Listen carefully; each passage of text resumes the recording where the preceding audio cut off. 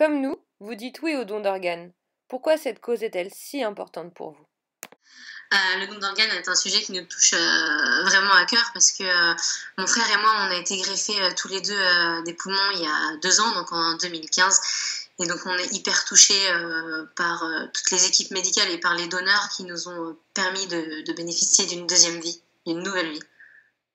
Vous avez été greffé des poumons en 2015 à l'hôpital Maryland Long. Racontez-nous votre parcours.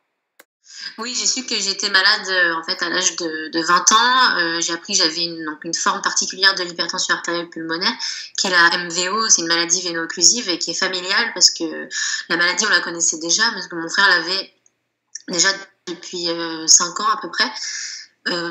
Et donc j'ai commencé, en fait, je me sentais de plus en plus essoufflée, mais je n'osais pas trop le dire parce que j'avais l'impression que c'était par rapport à la maladie de mon frère que je m'étais approprié ces symptômes.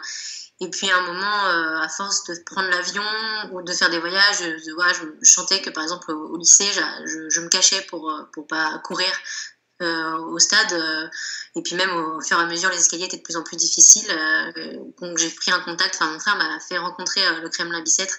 Et on s'est rendu compte que, voilà, que j'avais aussi la même maladie qui était du coup génétique.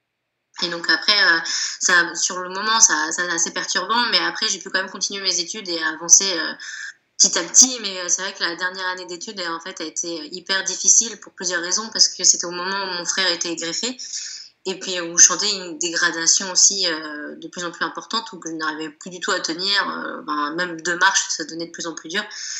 Et donc c'est à ce moment-là, on m'a mise sur liste d'attente. Donc j'étais en fait sur liste d'attente, j'étais en fauteuil roulant, sous oxygène.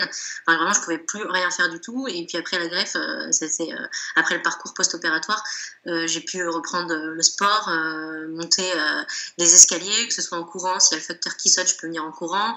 Je peux parler et marcher en même temps. Et maintenant, je fais du sport 3 fois par semaine et je découvre que j'ai des muscles qui apparaissent de plus en plus. Pourquoi avoir créé Exalt, le site de vente en ligne de places en selle?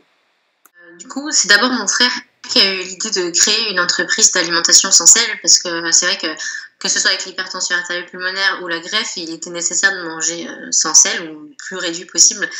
Et donc, il était hyper difficile de trouver plusieurs produits, d'avoir du choix. Il fallait faire plusieurs boutiques à chaque fois pour retrouver telle marque. Il y avait très peu de choix. Et donc, il a eu l'idée en tête juste après sa greffe. Il a commencé à créer un blog de recettes sans sel. Et puis après, il s'est dit qu'il allait le développer en créant des plats cuisinés pour pouvoir, quand on travaille, pouvoir se réchauffer, pouvoir respecter son régime. Et donc, il a commencé à monter sa boutique en ligne, justement, avec un large choix de produits, donc du coup, adaptés au régime hyposodé. Et puis moi, je l'ai rejoint après ma greffe, plutôt 1 an après, parce que je devais terminer mes études et donc faire un stage de fin d'études. Et donc après ça, je l'ai retrouvé et puis on a fusionné nos idées ensemble et nos compétences ensemble, parce que lui, il va être très développement, il va avoir les idées, et puis moi je vais gérer toute la partie opérationnelle, logistique et puis service client. Et puis maintenant notre objectif, c'est d'avoir de plus en plus de choix, de créer de nouveaux produits, puis toujours qu'il y ait du goût, parce que le problème de manger sans sel justement, c'est qu'on a l'impression qu'il nous manque quelque chose, et donc on veut retrouver cette saveur-là, et donc petit à petit on développe tout ça. Un mot d'encouragement pour nos coureurs, les cœurs solidaires? Alors, on voulait vous dire un grand merci à tous les coureurs de promouvoir le don d'organes. Nous vous souhaitons une bonne course à plein poumon, et nous sommes avec vous.